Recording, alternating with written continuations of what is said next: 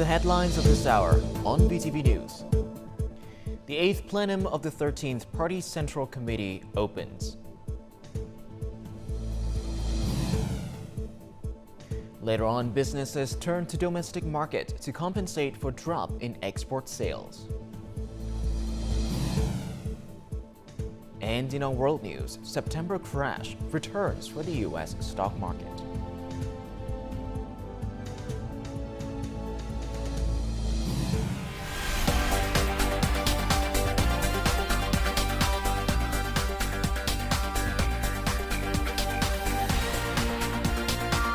Broadcasting from Hanoi, the capital of Vietnam. VTV News starts right now.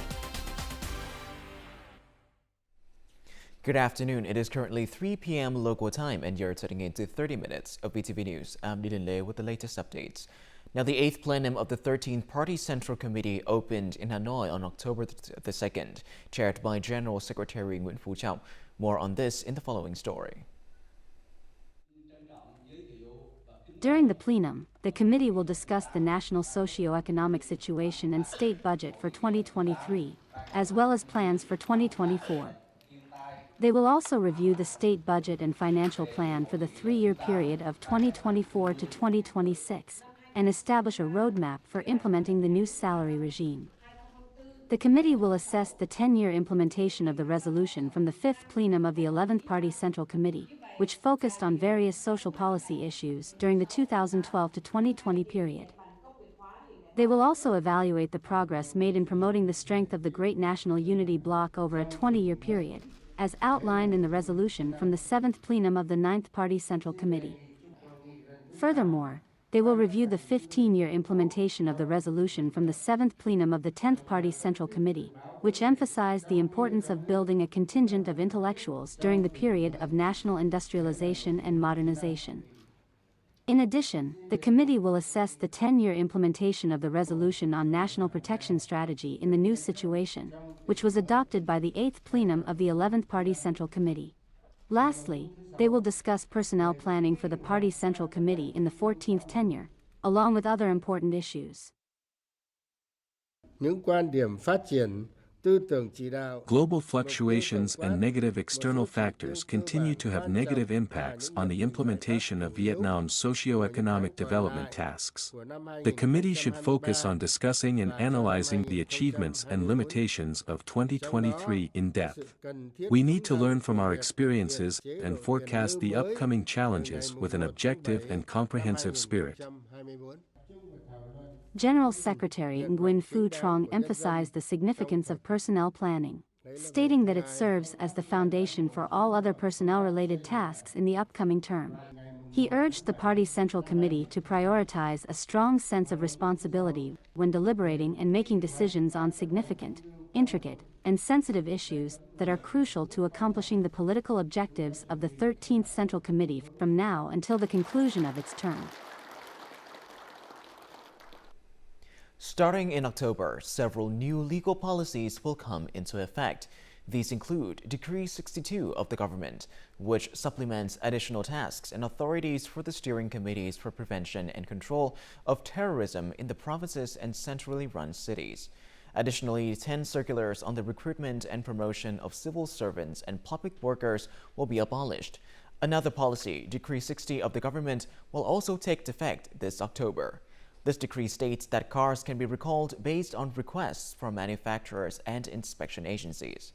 Furthermore, Circular 60 of the Ministry of Finance specifies that starting from October the 22nd, the fee for registrations of license plates for three-wheeled motorbikes specifically used by disabled people will be waived.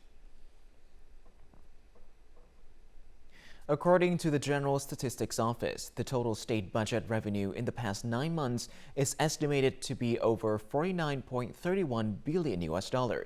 This amount is equal to 75.5% of the yearly estimate and represents an 8.3% decrease compared to the same period last year. Domestic revenue reached over $41 billion, which is equal to 76% of the year's estimate. Additionally, revenue from crude oil reached $1.89 billion, and import and export activities nearly reached $6.7 billion. On the other hand, the total state budget expenditure in the past 9 months is estimated to be nearly 50.96 billion US dollars. This figure is equal to nearly 60% of the yearly estimate, showing an increase of more than 14% over the same period last year. This increase ensures the fulfillment of various needs, such as socio-economic development, national defense, security, state management, payment of due debts, and timely regulatory payments. Vietnam continues to attract the attention of foreign investors, particularly the world's leading technology enterprises. According to the General Statistics Office, in the past 9 months, the total foreign direct investment capital has exceeded 20 billion US dollars. Numerous projects have been chosen with a focus on quality, efficiency, technology, and environmental protection, in line with Resolution 50 of the Politburo, which aims to enhance the quality and efficiency of foreign investment cooperation until 2030.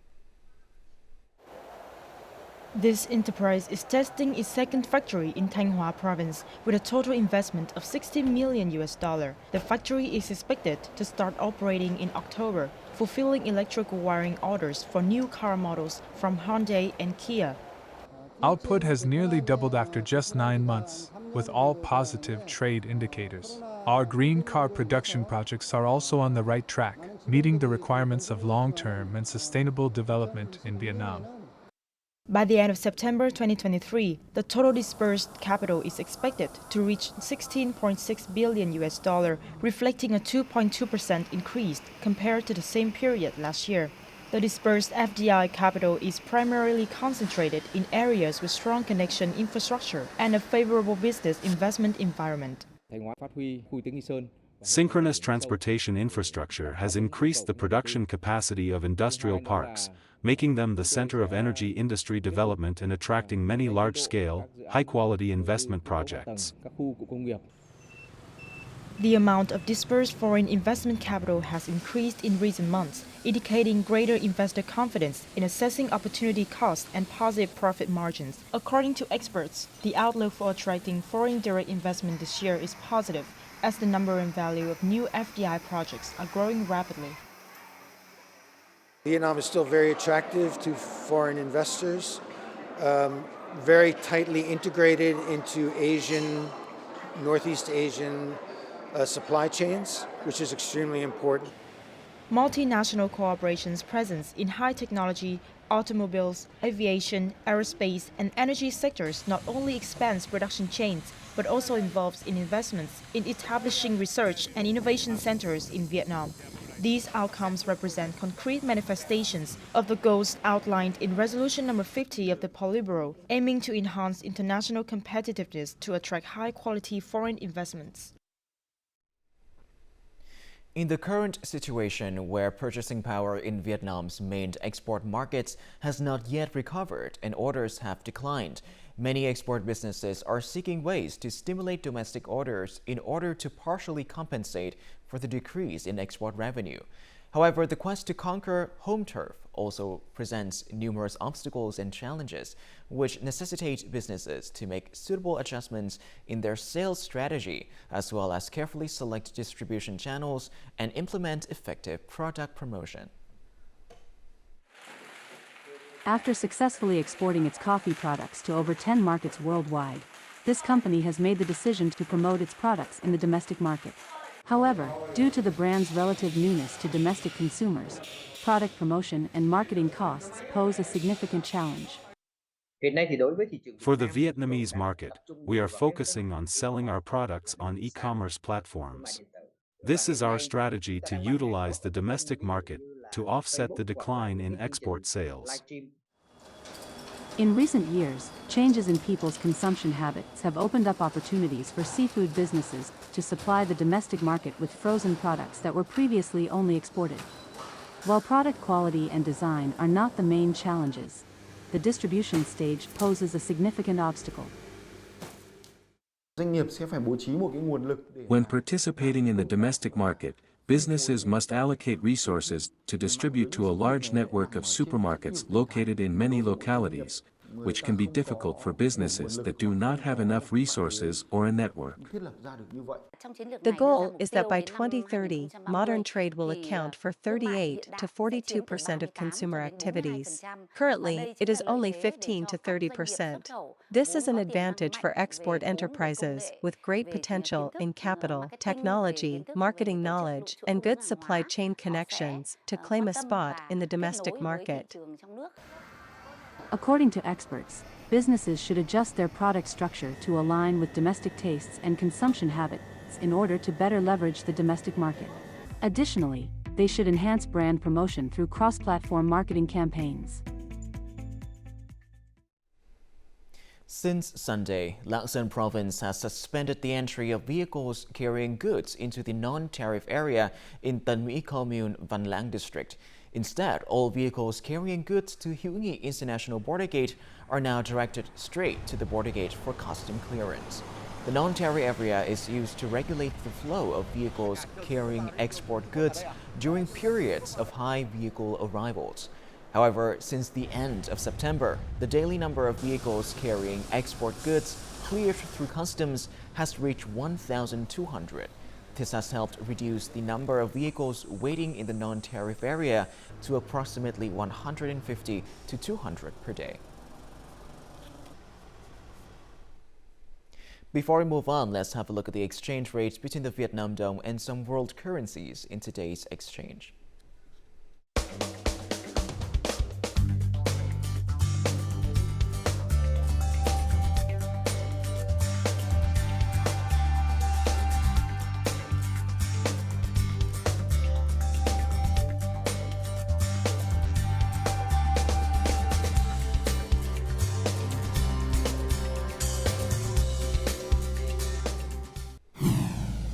Coming up next on VTV News. Village elder unites people and helps improve their lives. And later on, newly discovered caves in Quảng Bình province wow tourists.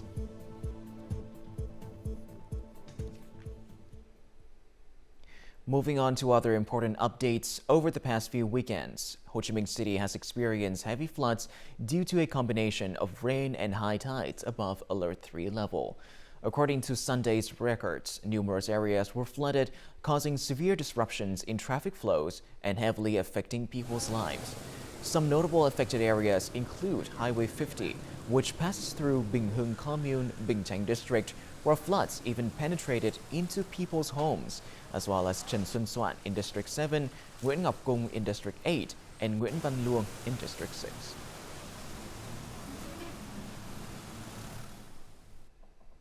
Hải Phòng Obstetrics and Gynecology Hospital and Lao Cai Obstetrics and Children's Hospital have signed a cooperation agreement in training and technique transfer of pregnancy management, prenatal diagnosis, treatment of amniotic deficiency, and IVF. Accordingly, the Hải Phòng Department of Health will organize technical transfers and regularly support medical examination and treatment. The two sides will also cooperate in providing emergency care and treating patients in case a technical service must be performed that the other province cannot perform.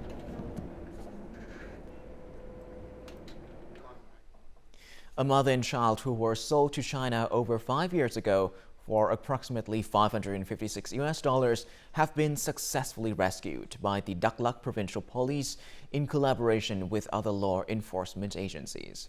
In August of last year, the victims managed to contact their families for help. The Đắk Lắk Provincial Police promptly coordinated with the Lao Cai Provincial Border Guard and successfully reunited the victims with their families. Currently, the case is undergoing a thorough investigation and will be handled in accordance with regulations.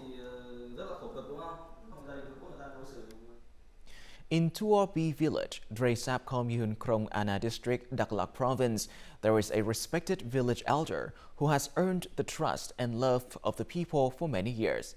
Ipion Mlo has consistently brought the people of his village together. At almost 80 years old, he has devoted his entire life to serving the Ere and Mơ Nông peoples in his village. Ipion Malloy was elected by the villagers of Tua B to be the village elder. As part of his role, He has selected suitable youth to join the construction courses organized by the district authorities. Once trained, they will form a team and participate in construction projects in the area. We follow the instructions of the village elder's example to contribute to our home village. He unites us and teaches us what's right and what's wrong. In the past, this area was full of temporary houses. Now, rural and urban areas are being built and new roads are being constructed. The living conditions have improved significantly. People watch the news and learn more ways to earn income. When the district authorities proposed a project to cultivate monastery bamboo in the area, Ipion Malloy immediately volunteered to pilot it.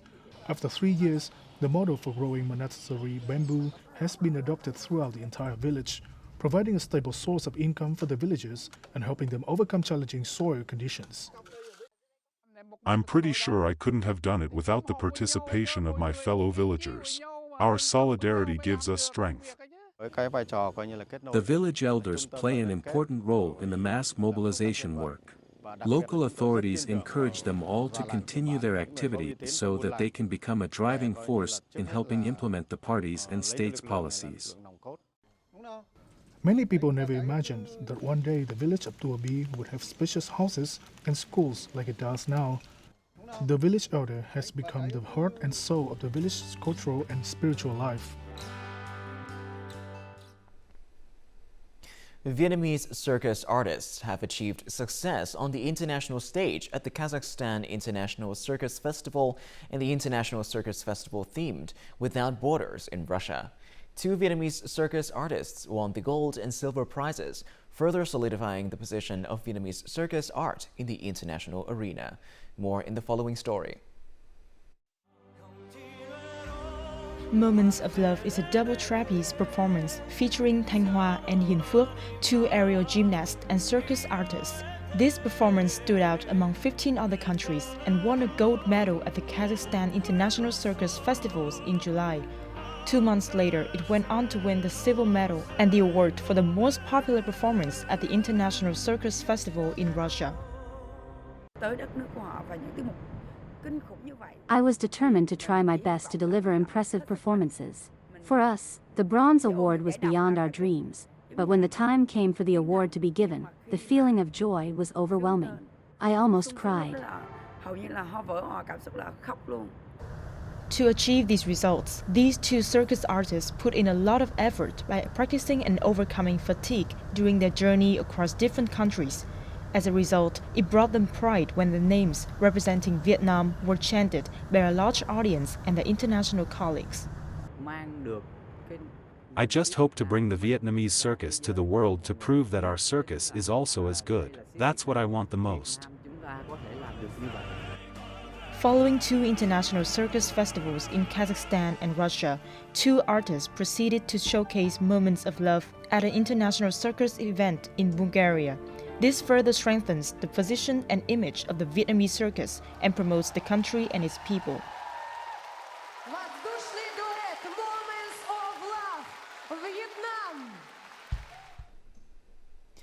The 2-day traditional Nghinh Ông Thang Tam Festival, which took place in Vũng Tàu City, Bà Rịa Vũng Tàu Province on October 1st, 2023, has been recognized as part of the national intangible cultural heritage. This news has filled the people of Bà Rịa Vũng Tàu Province with pride. The Nghinh Ông Thang Tam Festival is a representative traditional festival that showcases the daily activities and cultural identities of the local fishermen. The event holds significant historical and cultural values and is expected to become a unique tourism attraction in Vũng Tàu City. Quảng Bình Province has recently announced the stunning discovery of new caves in its local ecosystem this year. These exciting discoveries add to the province's collection of remarkable cave systems, which already includes the immensely popular Sơn Dòng, Phong Nha Kẻ Bàng, and Tu Lan. These newly discovered caves also leave a lasting impression with their raw beauty. Navigating these natural caves without native guides can be challenging. One such cave called Hung Chu One is situated in the primeval forest west of Trường Sơn Mountain Range. This cave stretches over 500 meters and possesses unique ecosystems. Mother Nature has done a wonderful job shaping the interior of this cave. You can find almost every imaginable shape of animal here. The British Royal Cave Association has recently discovered 22 new caves in Quảng province. Meanwhile, a new cave has been discovered in Quảng Ninh district. It contains water and spans 1.5 kilometers with a highest point of 30 meters. The cave has been named Sơn Nữ, which translates to Mountain Lady, due to its mesmerizing beauty. Local authorities have requested urgent protection and management of the cave areas to preserve their raw beauty. We have also called for aspiring businesses to promote tourism and exploration in the area.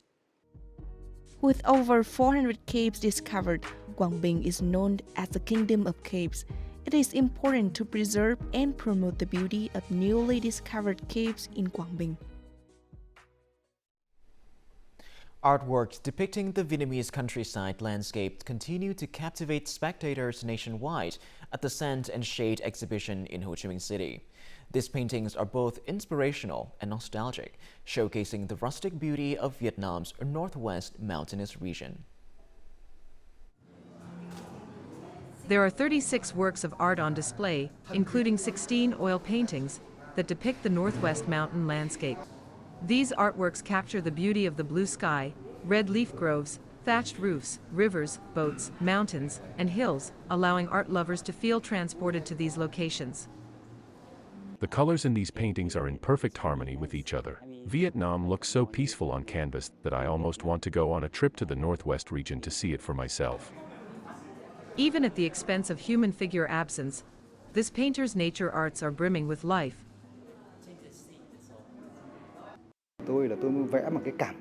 I draw using my sensibility instead of relying solely on my vision. The paintings you saw at today's exhibition capture the 4 seasons in vivid colors and bring them to life.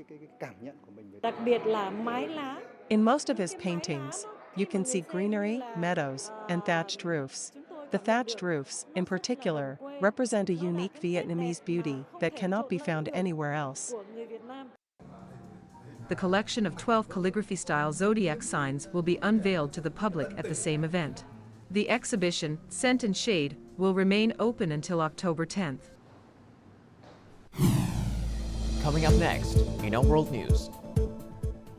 Southeast Asia's first ever bullet train launched in Indonesia. And later on, Netherlands shuts Groningen gas field permanently.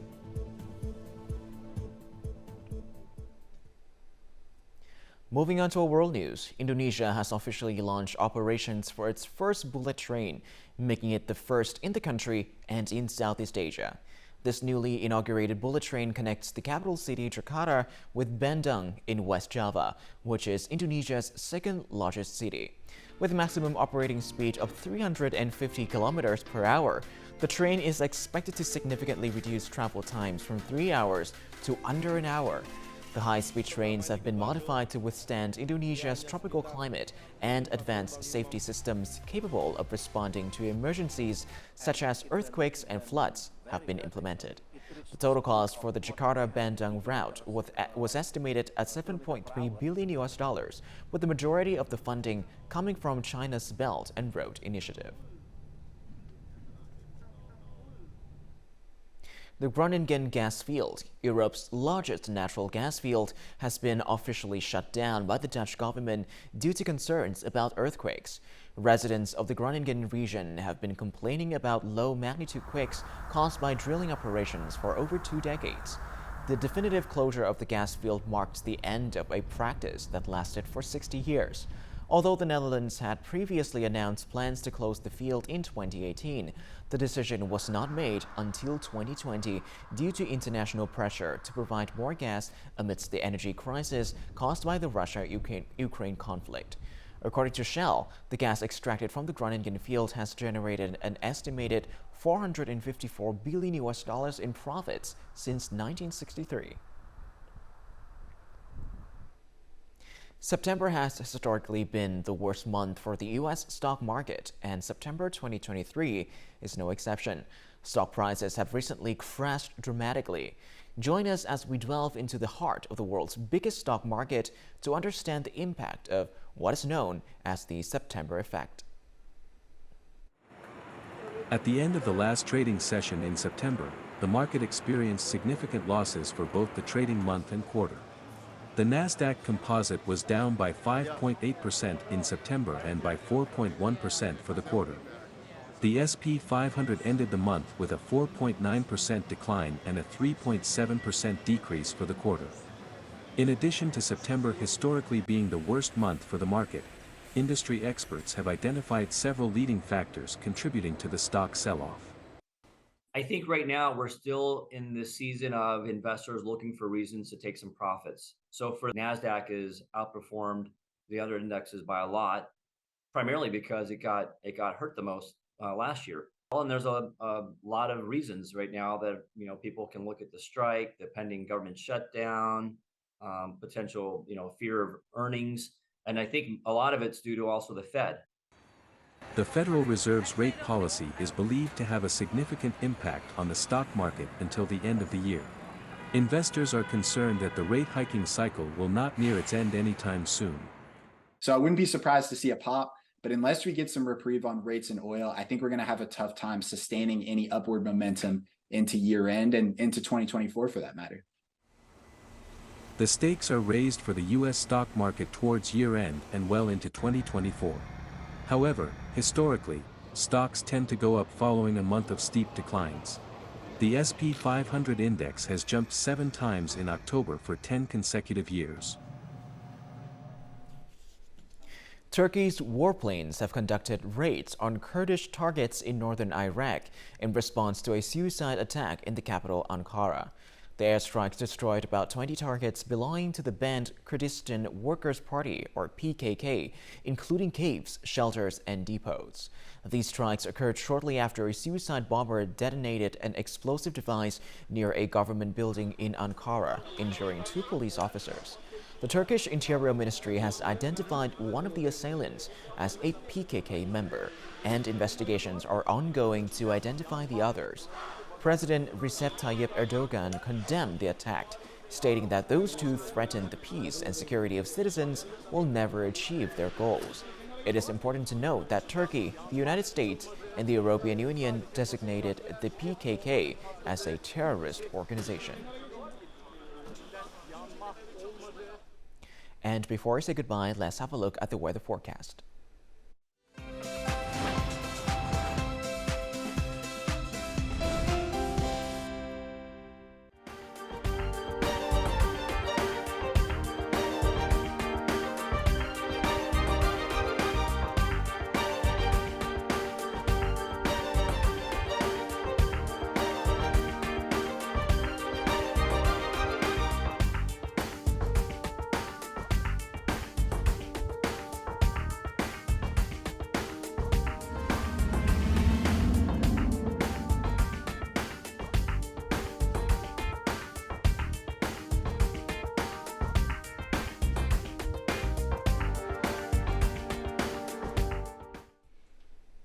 And that is all that we have for this hour on VTV News. To rewatch our program, you can visit our website or YouTube channel or download a mobile app VTVgo for more.